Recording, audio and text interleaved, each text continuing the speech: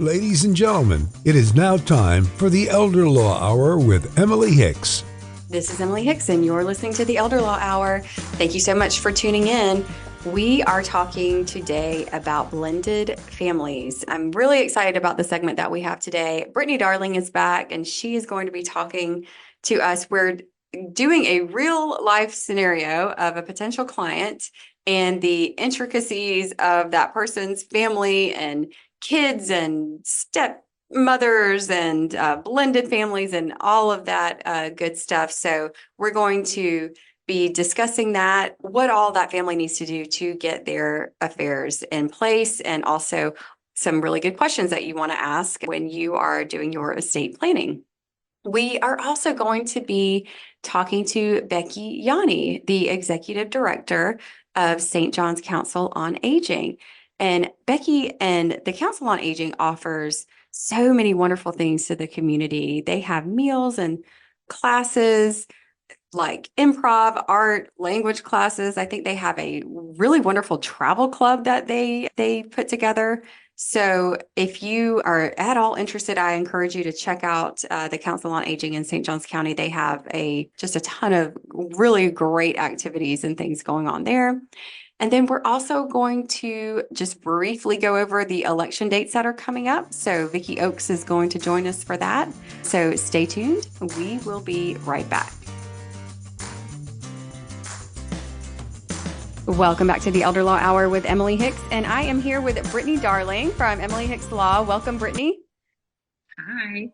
I'm so happy that Brittany had this wonderful idea that for the show today, we would go through a real life scenario with a potential client that we have and kind of talk about, how the process goes with planning and how we would approach their estate planning. So I'm going to turn it over to Brittany to introduce this potential family. We are not using real names, right? So we're going to talk Right. about. We have changed our names. We changed the names. We're protecting the identity, but we do want to talk about their situation and, all of just give you some insight on some things to think about when you're approaching your estate planning and you have perhaps a blended family. So Brittany, introduce this family for us, if you would.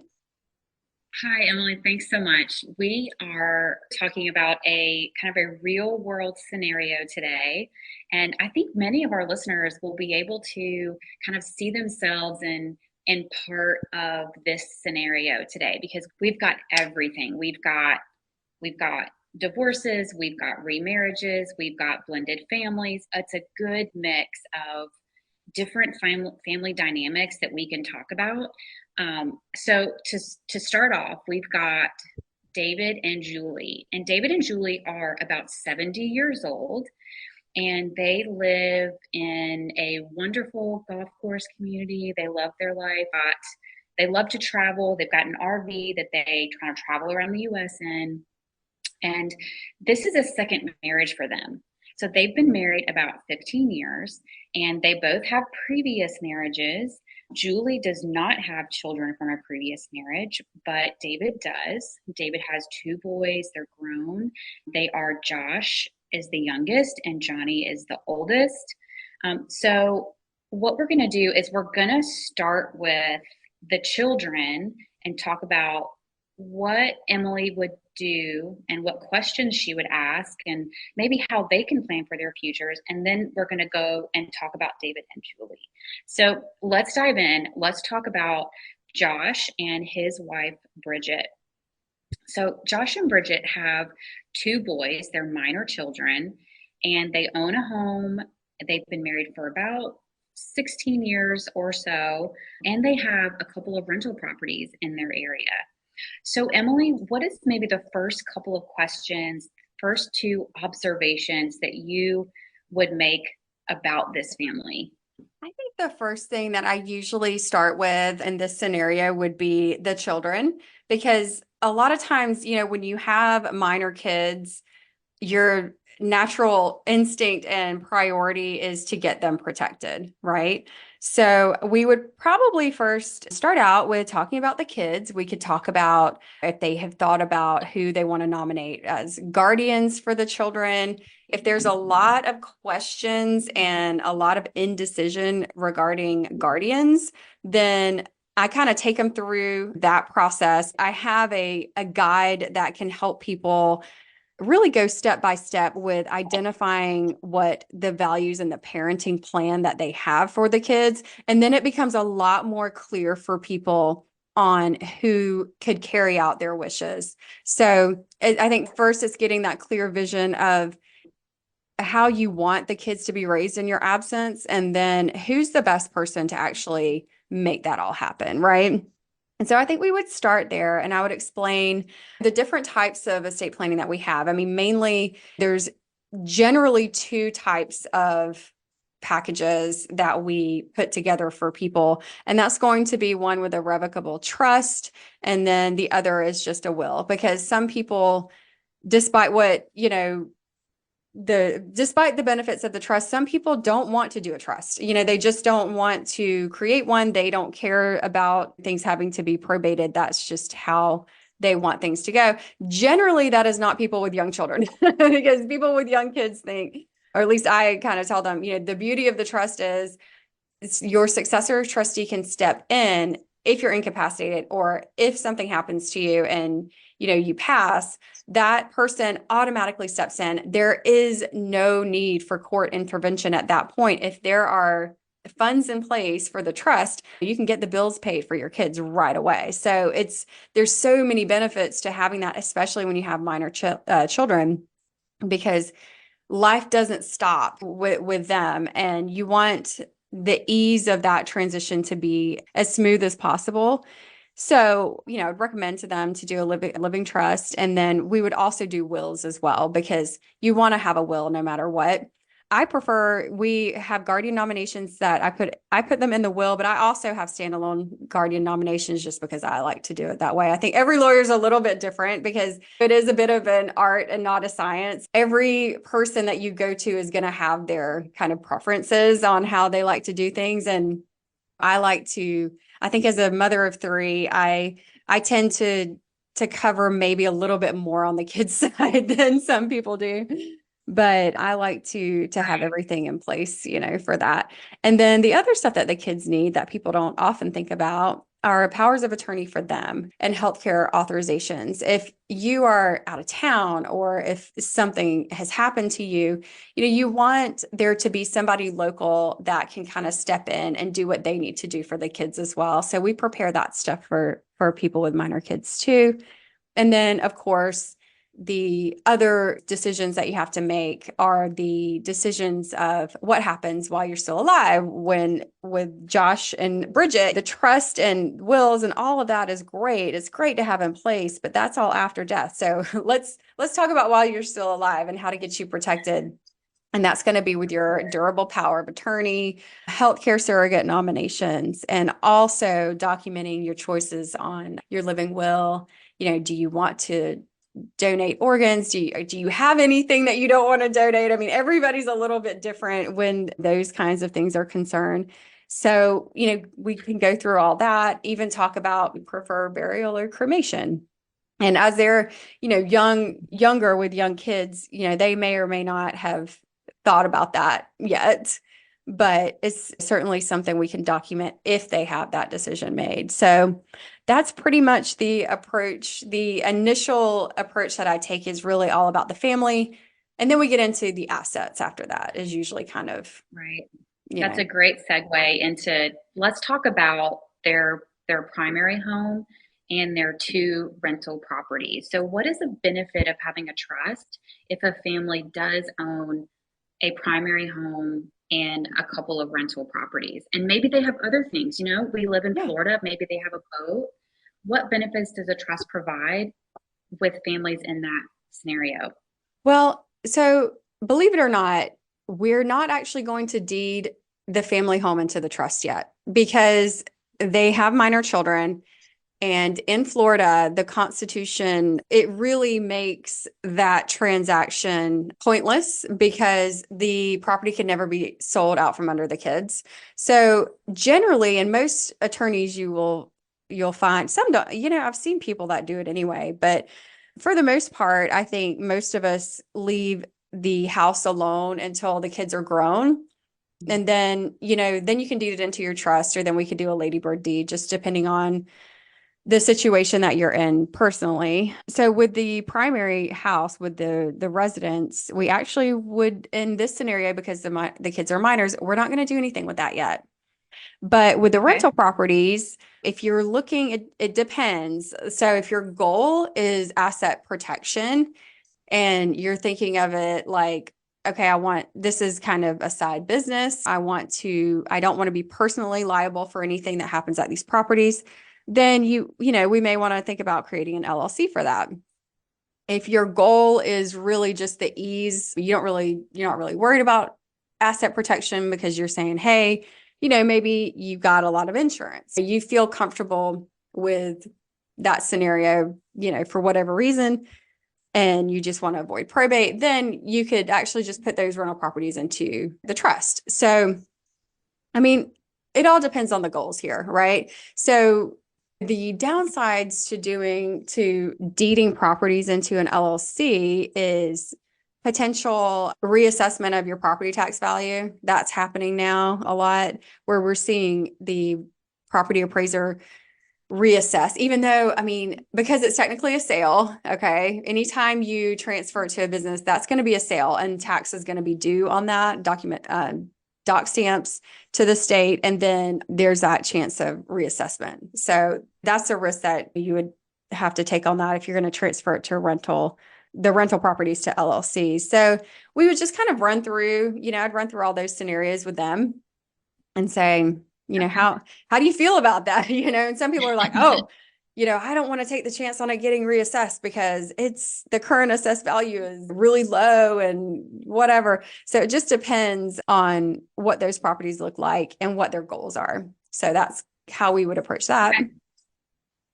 All right. Well, let's talk about Josh's older brother. His name is Johnny. Okay. He is divorced and he has a girlfriend, and they live together. Her name is Melanie. Okay. And their situation is like many of us here in Florida. They are a blended family. They have both been divorced. They both have children from previous relationships, and now they've come together and they're living together, and they've had a daughter. So altogether, there are 4 children total. So Johnny has a daughter from a previous relationship. Melanie has 2 children from her previous relationship, and now they're together and they've had a daughter. So there's 4 children total in this household. So from an estate planning perspective, knowing that they're not married, what do they need to be thinking about for the future? That's a lot of different things going on. A lot of, one thing that you want to think about in a second marriage or third marriage or beyond is if you have children from a previous marriage, not accidentally disinheriting that kid, unless you want to do that. But most people don't. So if you don't want to accidentally disinherit that child, you need to be pretty careful about carving out something for them. And the problem with that is and they're not married, so it creates an issue. Like, do they own a house together? No, they are renting property. Okay, well, that makes it a little bit easier because they probably don't have a lot of joint property then. So no, I don't think they do. I don't think they own any property together. Okay. Because that's where it gets tricky, is when there's kids from, in this scenario, 3 different relationships. That can be a little bit tricky to make sure that everyone is provided for in the way that they should be. But with them, if they are not really planning on getting married, then one thing that they could do is create individual trusts for themselves. And just Johnny could have Johnny's trust, Melanie could have Melanie's trust, to make sure that those kids from the previous marriages are perhaps taken care of in that scenario. And then, they can obviously think about what they want to provide for their child together. So it would just be kind of, going through, depending on what the assets are, just making sure that no one is getting left out. So that's what you want to look at. And obviously, if the kids are minors, we would have the whole, conversation about guardians and all of that I won't go, through that we just went through in the previous scenario. But yeah, I mean, one thing that they're missing out on, like there are benefits to being married. I mean, there really is. In Florida, especially, if you own a house together, you have tenancy by the entirety, and anything that you own as tenants by the entirety, you're not liable for your spouse's debt on those. So if it's joint debt, then yes. So if it's a house where you have a mortgage, I mean, yeah, you're going to be liable for that. But if it's a scenario where you own an asset as husband and wife and your spouse has a debt, then that's protected. So there's a lot of benefits to being married and owning property as a married couple. So I would kind of explain that to them. Like if they're thinking about getting married, that might tip them, over the edge a little bit. But yeah, there's benefits to being married. Certainly with them, I would suggest getting a prenuptial agreement in place so that they're really, really clear on what assets and how they're going to provide for the kids from the previous marriages and stuff like that. So, right. So here's kind of a tangent type question. Should they do a power of attorney now if they're planning on getting married, and then do a different power of attorney for after they're married? Does that make sense? Could the person who makes decisions for them kind of change over time? Absolutely. If they're, I guess this is if they are alive and something happens and they're incapacitated. Let's go with that scenario. Okay. Yeah. I mean, the time to do a power of attorney is now, always, because you don't know what's going to happen. Yeah, they may get married and they may want to change everything and update stuff to reflect that they're married now and, whatever. And that's fine. You always want to have that stuff in place for you, especially because they're not married. I mean, I almost argue that it's more important when you're single, because there's no natural person that there is no wife, there's no husband. So it's, I would definitely say, yeah, you need to get that in place right away. Update it later if you need to, but, do that when the time comes, but get something in place now for sure. Yeah. So how does the state of Florida view someone who's single and they happen to be in a car accident and they can't make decisions for themselves, but they do have a significant other, but it's not a spouse, it's a girlfriend or a boyfriend? And if they don't have a power of attorney in place, who would make those decisions? It would be the closest relative that you have, like blood relative. Okay. So yeah, you don't really Even have. if that blood relative is out of town? Well, they would have to come into town. I mean, you don't have any rights if you're not the spouse. So interesting. All good things to think about. Yeah, yeah. All right, well, let's move on. So we've talked about Johnny is the older brother, Josh is the younger brother. Let's talk about their dad. So their dad is David. And like I mentioned in the introduction to David and Julie, Julie is not their mother, but their stepmother. And Julie does not have children. David has the two boys, and they have been married. David and Julie have been married for about 15 years, and they are looking at doing estate planning. They own a home, they own an RV. What types of questions would you ask them to open up their estate planning process? I would probably start with, what do they want to see happen after they pass? Like in Julie's instance, she doesn't have any children. Is she comfortable with her part of the estate? Like, who does she want to inherit that? Does she have a favorite niece? Does she have, whoever? So I'd really want to get all the players in play on that. Or does she plan on leaving, things to be left to David's children? I mean, in a second marriage like this, one really good option for them would be perhaps doing individual trusts for themselves. It all depends on what the assets are. But with their home that they own jointly, what's going to happen is if David passes first, Julie's going to own that 100%. Then if nothing happens and Julie passes, that's going to go to her relative per the state of Florida, her nearest and dearest. So Okay. that's not going to be David's children. That's how people get accidentally disinherited. Because you really got to be careful with that joint property.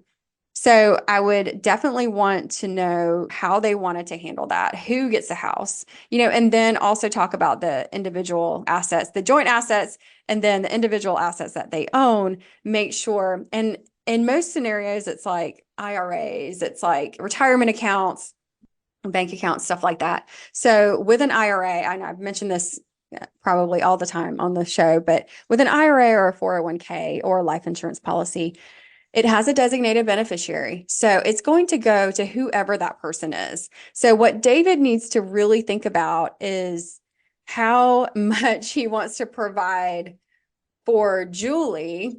And if it's not a lot, then they're going to have to enter into a postmarital agreement and to decide, because by law, she's entitled to 30% of his estate. Okay. So that's not including the house. The house is, that's owned, that's tenancy by the entirety. So we're talking 30% of his other assets. We would go through these different scenarios and say, if David predeceases Julie, this is what would happen as is. And then if Julie predeceases David, this is what happens with all of that, with all of the assets, because, things are going to pass outside of probate. But if, in that second marriage, you still have certain rights. So if they don't care about those, then you would need to have that in writing. So, yeah. Okay. So what happens in many people's kind of estate asset portfolios, however you want to look at it, let's talk about the RV. So assume that they don't do what they should do, and they don't do these documents. If something happens and they both pass away, they've got an RV and it's parked in a storage lot and there's a cost associated with that. So, and then they've got a home and there's a cost associated with that. So what is the process like if they leave everything as is? Mm-hmm. How does the beneficiaries step in? And beneficiaries might not be the right word for that. You can correct that. It is. How do they step in and kind of take care of the estate while it's going through probate? Well, so anytime you're going to, let's just say in a scenario where there was a will and let's say Johnny knew he was going to get the RV, then Johnny would start paying for that right away. Okay. In the scenario where someone's going to have to probate that, there's nothing written down, nobody knows who's going to get what, the estate, just has to continue to pay until things get decided. But in that scenario, everything's just kind of on hold until the probate process would be completed. So, yeah. So here's a really sticky question, and I think this likely will come up with other families in David and Julie's position. Because Johnny and Melanie are not married, if Johnny were to inherit assets from David and Julie's estate, are those assets protected? And then if David and Julie wanted to provide for their biological grandchildren, could they do that through estate planning?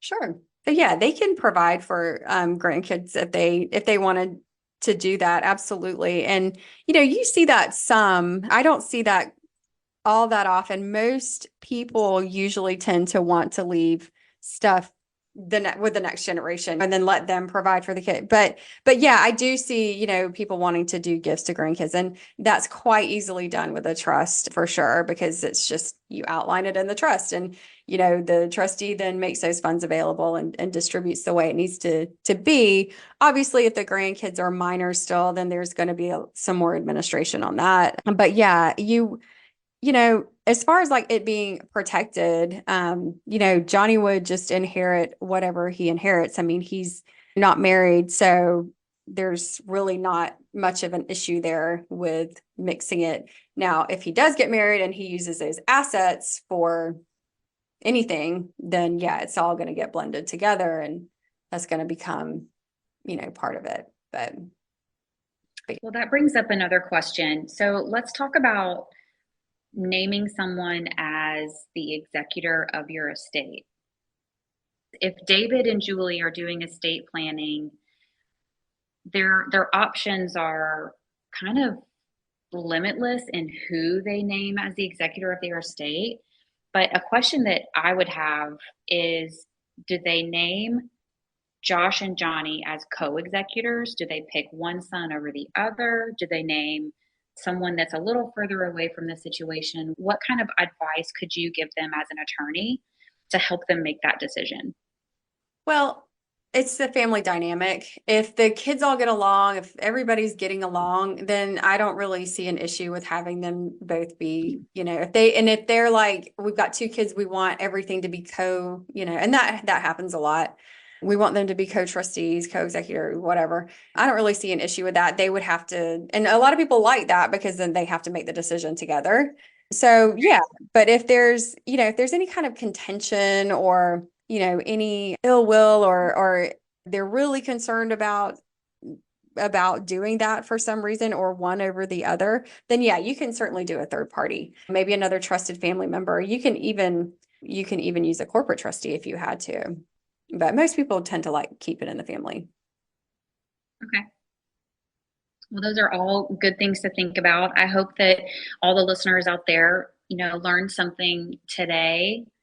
Emily, tell us a little bit about the process of the 15-minute initial call. If someone's listening out there and they're thinking, hey, I am like David, I need to get my documents in order, tell them what they can expect if they were to book a phone call with you. It's usually like a condensed version of what we just did.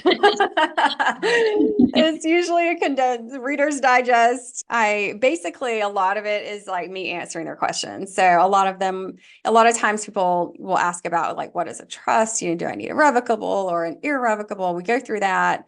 And then I kind of just usually get a good kind of idea of what they've got going on and give them a breakdown of what I think they probably need, but let's come in and meet. So it's really just answering those burning questions, getting a little bit of a game plan, a pretty good idea of what's going on. And then we hash all of that out. I mean, the next step would, is coming in for a planning session where we really carve out the time to talk through all of these types of scenarios, because with blended families and with regular families, there's just a lot of stuff to consider. So that's pretty much the process on that. Well, this was fun, Emily. Thank you for having me. Yeah, thanks for being here. And you've been listening to the Elder Law Hour with Emily Hicks, and we will be right back. Are you approaching retirement or entering a new chapter of life? Now is the time to consider critical decisions that impact your future and the well-being of your loved ones. As you navigate this transition, ensure you've secured your legacy through proper estate planning. Don't fall into the common misconception that you and your spouse can make decisions for each other in times of legal incapacity without a plan in place. Without proper estate planning, you risk a probate judge making decisions for you, which can be costly and cumbersome for your spouse. Protect your assets and ensure they align with your unique circumstances and objectives. Avoid the default state laws that may not reflect your wishes and could lead to unintended consequences, such as disinheriting your spouse or forcing them to litigate your estate. You also may be considering the possibility of a new relationship after the loss of a spouse. It's essential to enter these relationships with clarity, safeguarding your assets and preserving existing family ties. A premarital agreement becomes crucial in these situations, providing legal protection and clarity. When it comes to your children, thoughtful estate planning is key. Protect their inheritance from squandering, divorces, lawsuits, and bankruptcies. Your hard-earned wealth should be a source of security, not vulnerability.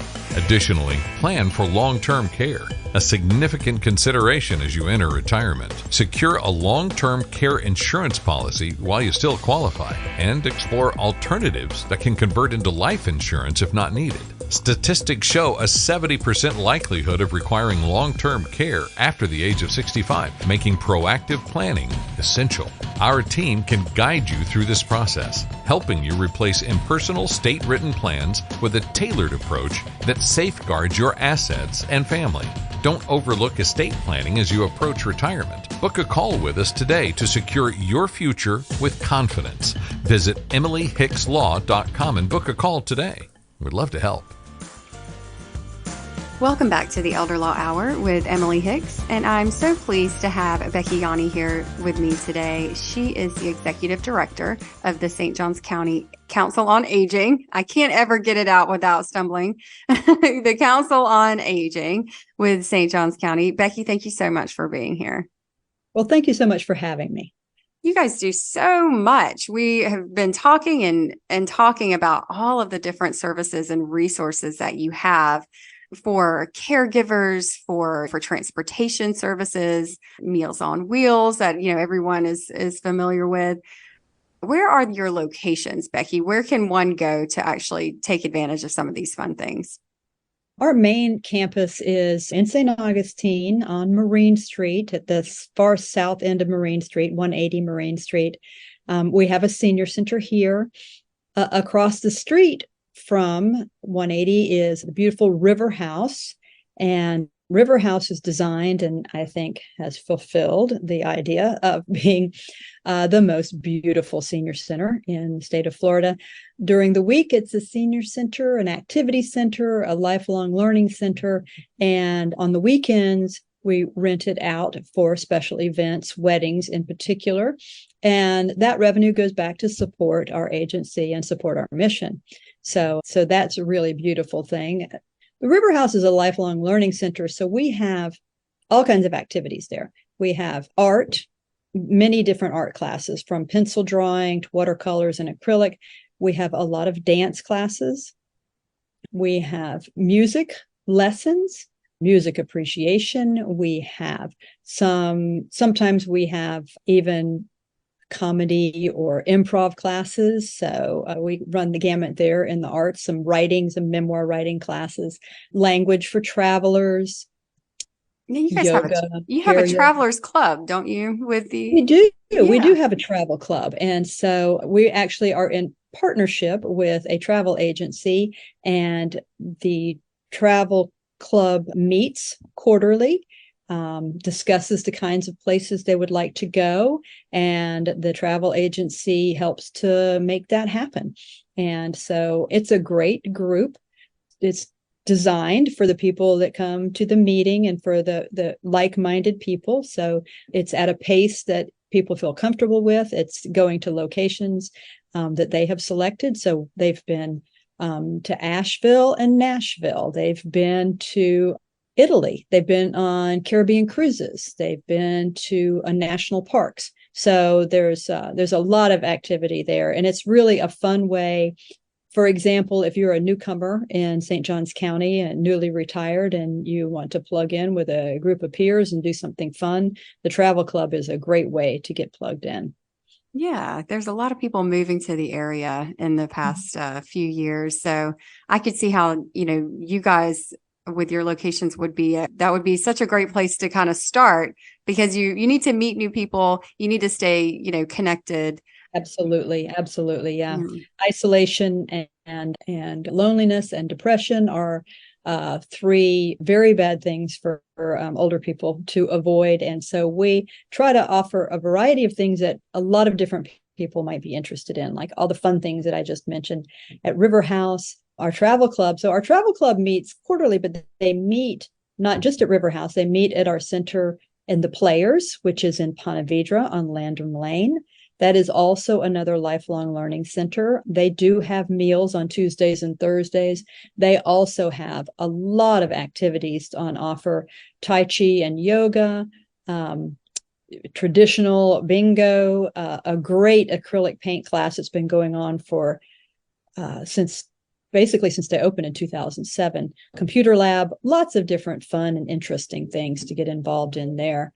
The travel club also meets at Trout Creek, which is our senior center on the river going towards the northwest. And so that center also is a meal site and has lots of interesting activities all the time. And then we have a center in Hastings. They're a great group. So the center in Hastings meets at the Al Wilkie Community Center. at the Al Wilkie Park there on the corner of Main Street and State Road 207. And they're a very great group. It's not a big group.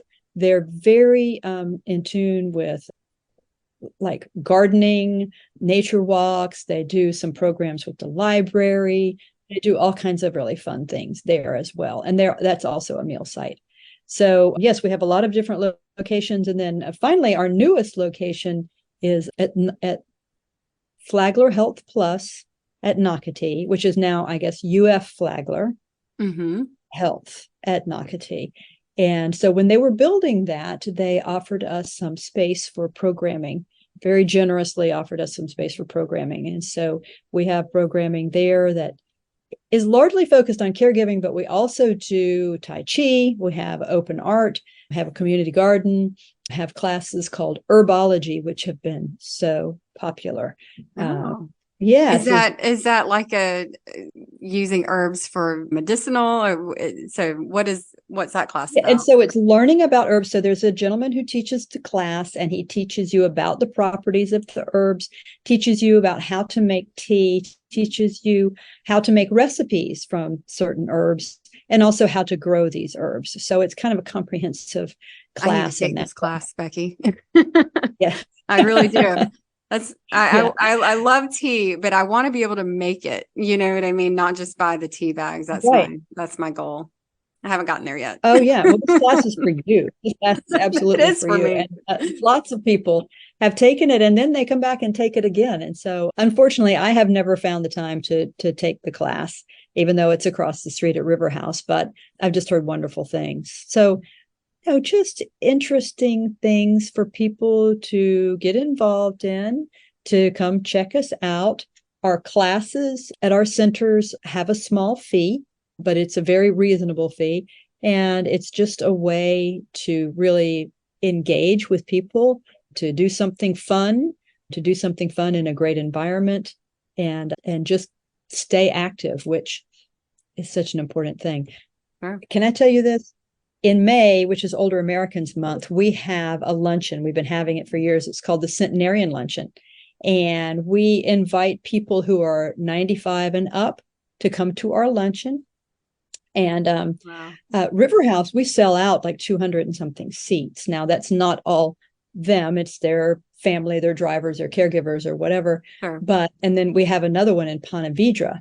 And so when they come in, the question is always, well, what's your secret? What's your secret to living so long? Yeah. They say totally opposite things all the time. So one person will say, well, I've never taken a drink. And another person will say, well, I have a little drink every night. And then one person will say, oh, it's my long and healthy marriage. And another person will say, well, I never got married. I think that's it. So Right. very interesting. But they all do say one thing. They always say the same thing. You've got to keep active and you've got to keep going.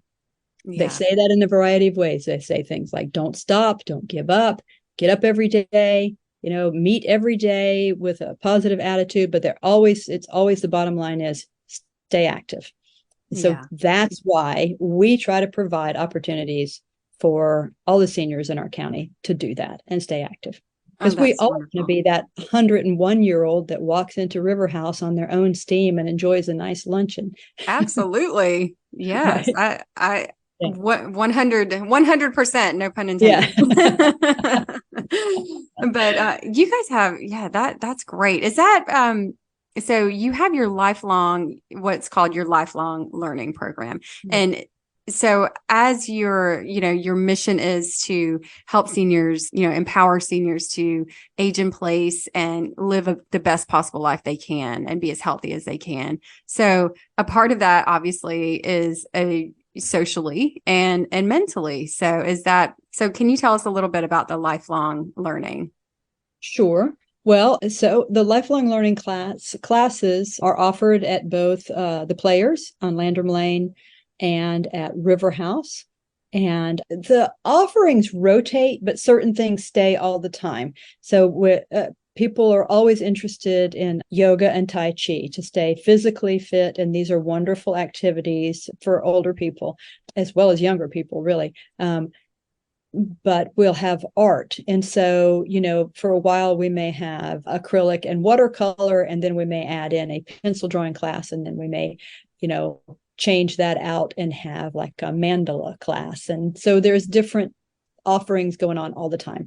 So it's really a good idea to sign up for our newsletter and see what's going on at all the different senior centers at any time. So that newsletter, you can sign up for that on our website, coasjc.org,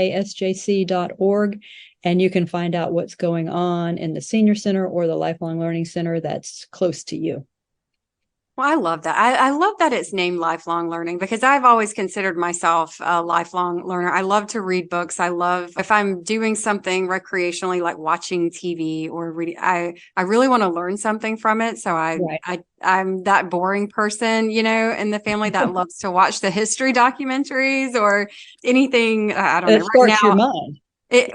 I just like to, I feel like even if it's fictional, you normally learn something about, what's going on in that time period. So I have to have a little something else. It can't just be pure. I'm not really one for like reality TV and stuff like that, which I don't think most of the older generation is either.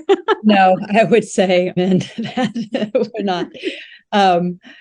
But yeah, keeping your mind active is it's not just important, it's fun. It makes you have a better quality of life.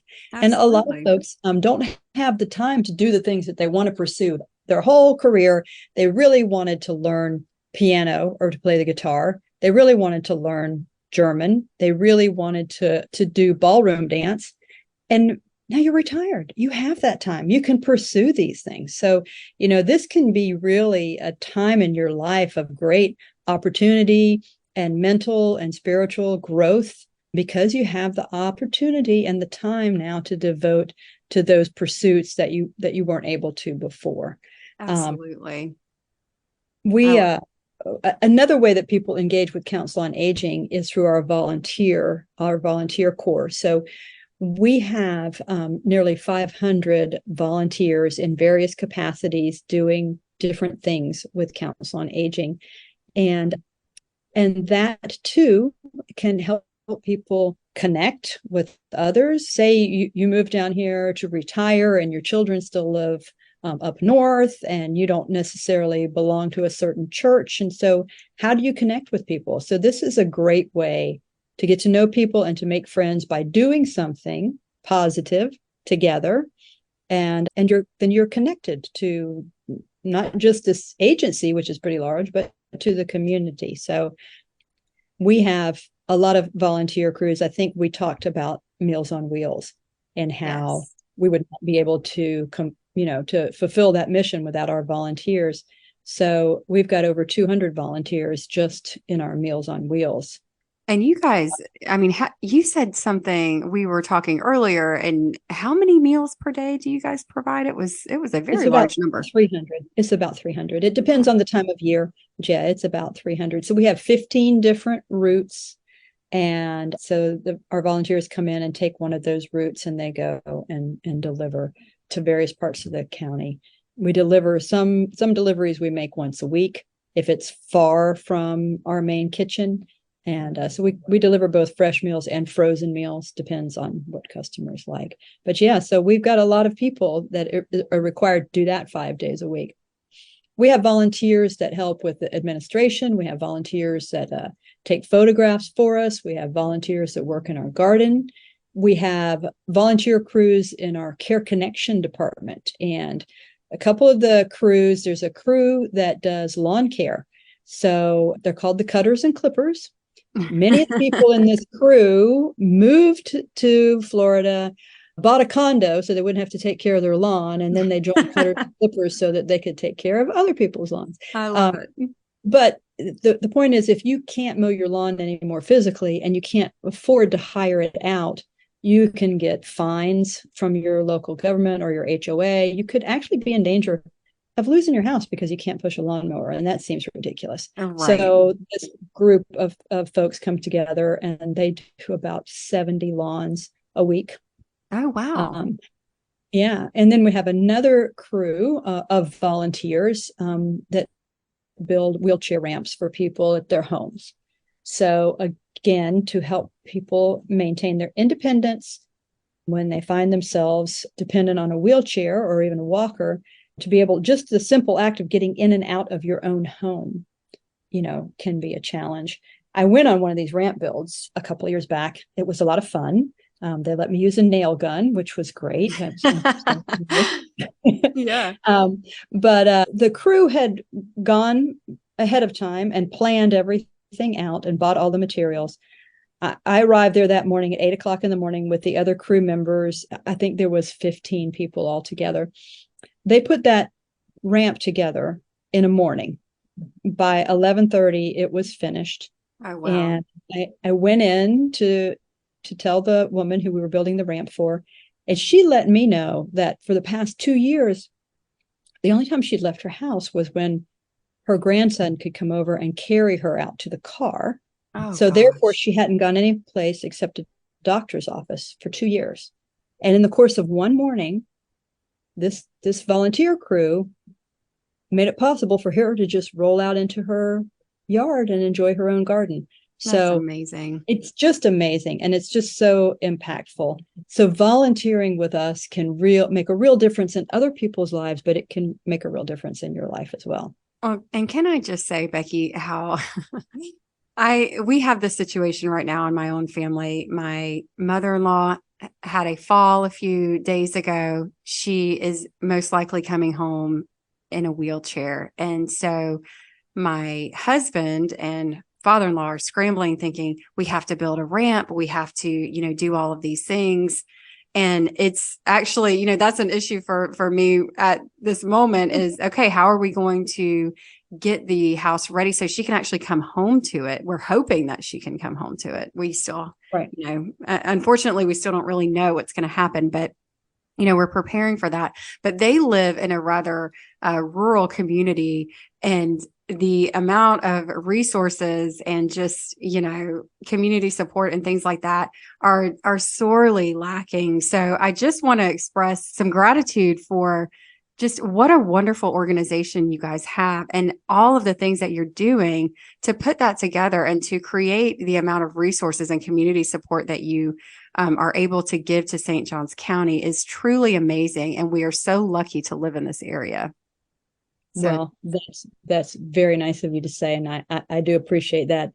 And I will say that these two crews that I was talking about are under the umbrella of our Care Connection.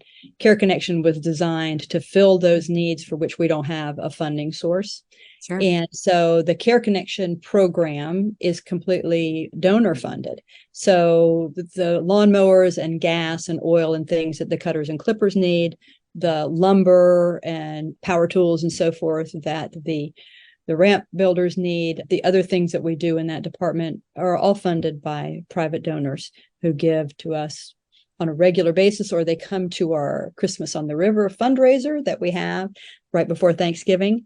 And that's all dedicated to Care Connection. So it's really, it's a great example of what the community can do. It's all Absolutely. donors and all volunteers. That's So, wonderful. yeah. Well, thank you so much for being here today. This has been a great conversation about all of the wonderful things all of the classes and all of the activities that you can get involved in at your different locations. So Becky, thank you so much for talking to us today. I really appreciate it. Well, thank you so much for having me. And if someone wants to get more information on the Council on Aging, how should they do that? So you can look on our website, coasjc.org, and that's where you can sign up for the newsletter, which will come just to your email inbox, and you can see what's happening, every week. And then you can also call our main number, which is 904-209-3700, and talk to a live receptionist who will direct your call to the right department. An actual person answers the phone. Wow. An actual person, yes, every time. Well, that's great. Thank goodness. I love that. That's sorely lacking in most of our communications these days. I know, but it's just like I'm going to be the last holdout. I'm telling you. I just do not like Stay that. strong, Becky. Stay strong. Because I love it. I love an actual person answering. Thank you so much for being here. We will put some more information on our website, elderlawhour.com, about the Council on Aging. Thank you again. And you've been listening to the Elder Law Hour with Emily Hicks. We'll be right back. This is Vicky Oakes, your St. Johns County Supervisor of Elections. The 2024 elections are coming. They will be here soon. Are you election ready? If not, and you need to be, you can visit our website at votesjc.gov. That's votesjc.gov, or contact our office at 904-823-2238. Make sure you are election ready. We have a lot of elections coming up. So do we have some good dates that we can give people for when to look out for what's coming up in the spring? Absolutely. So you're right. We have the March 19th presidential preference primary election. That is where Florida is going to pick their nominee for the presidential candidate for both parties, who will receive the delegate votes at the convention. Only the major parties. So if you're registered Republican, you are going to receive a Republican ballot with the presidential candidates listed. If you are a registered Democrat, same thing.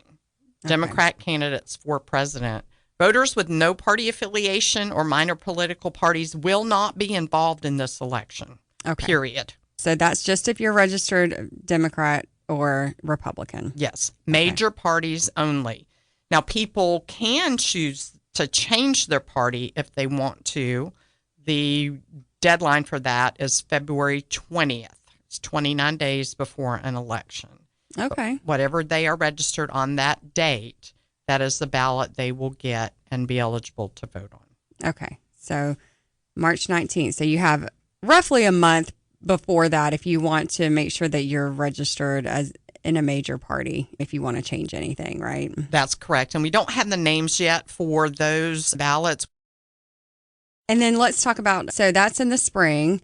And then moving on, we have, what other elections are coming up for us? Okay. August 20th is our federal, state, and local primary elections. Okay.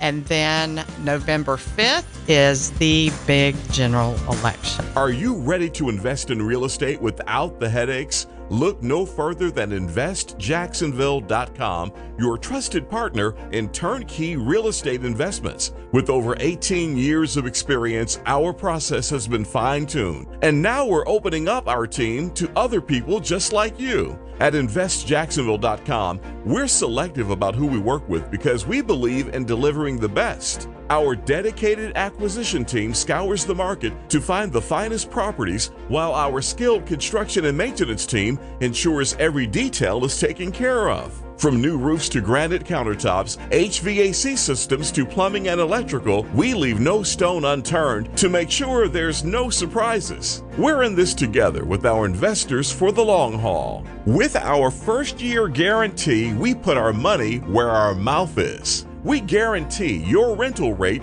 for the first year, giving you time to build reserves and budget for any surprises that may come your way later. We believe in our construction team and our tenant placement team, which is why we offer this unbelievable guarantee. We're committed to your success and peace of mind. We're passionate about making it simple and easy, and a no-brainer for others to get started investing, because we know what real estate can do for people to reach financial freedom. So if you're ready to invest with confidence, contact Invest Jacksonville today at 904-536-3000 or visit our website at investjacksonville.com. Let us show you why there's nobody quite like us.